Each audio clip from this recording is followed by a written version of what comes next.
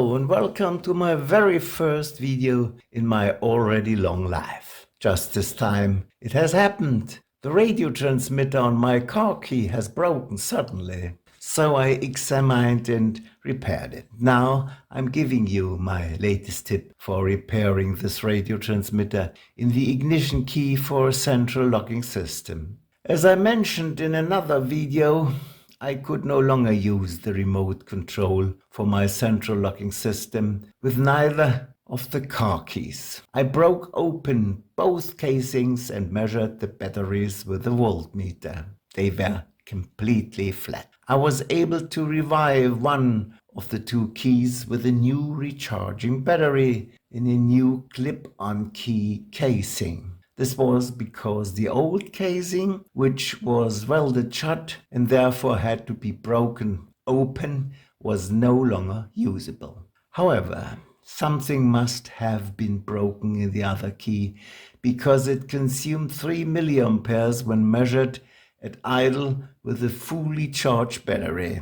This meant that the new battery was also completely discharged within a few hours. As an experienced electronics hobbyist, I could only imagine that the cause was a defective radio transmitter chip, although there could be many other causes. The fact that the car could be driven with the key meant that the fixed value chip was definitely not broken. Here you can see photos of the correct inner workings of the key on its circuit board. The labeling on it is mine. Here we have enclosed the coil in the solid ferrite core. Additionally, we have the quartz crystal, which controls the frequency, and the VL2020 accumulator for 3 volts. We can also see that such a solid ferrite coil is also present in the key as an open coil. Here you can see the windings on the ferrite core. And in the third picture, I show you the position where the 5100B3 transmitter chip is located, which is obviously defective.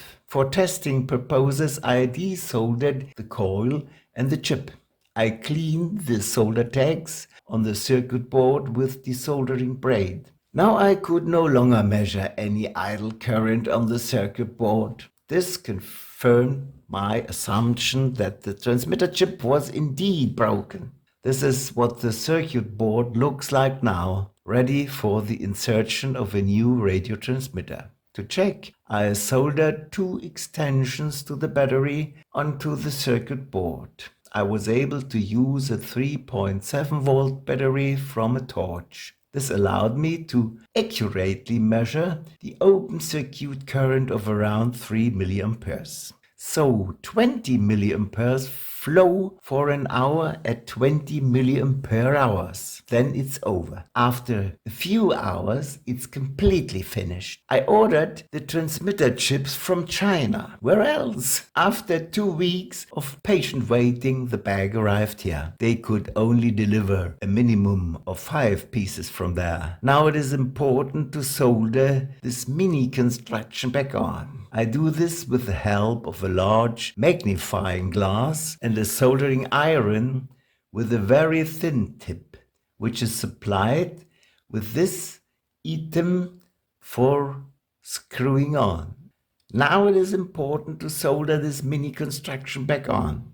I do this with the help of a large magnifying glass and a soldering iron with a very thin tip, which is supplied with this item for screwing in. To ensure that the solder connection flows properly, I first dipped the tips of the chip's 16 pins in an alcoholic rosin solution and left them to dry. And now we're ready to go.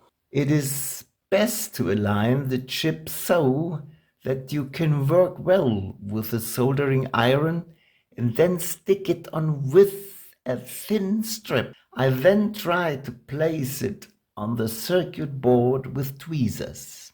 This is not so easy. They told me that you should first solder the 2 pins opposite each other so that the chip is surely in direction. However, this does not work in practice. So I first soldered the top and bottom pins on one side. After doing this, I soldered the remaining 6 in between. I made sure that the pins on the other side were positioned exactly above the conductor tracks. I soldered with the tip on the conductor track and pushed the solder along the track up to the respective pin. Do it never from the side, always straight up. Otherwise, the pins will connect to each other. When this happened to me, I had to use a lot of desoldering braid and spend a lot of time.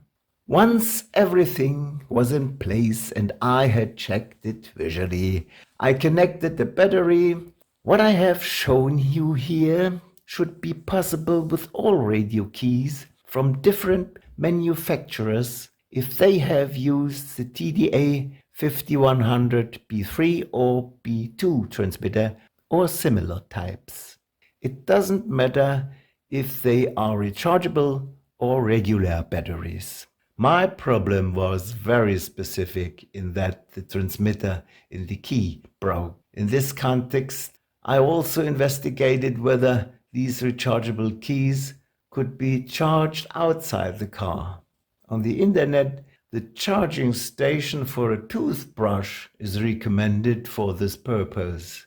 However, many people on the forum say that it simply didn't work, so I still need to find out why.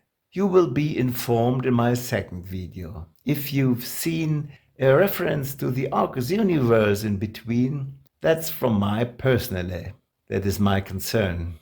A universe that works a little differently than the Big Bang cosmos. No matter what you think of it, please just spread the word about it. Bye. We'll talk again sometime. Yours, Joe.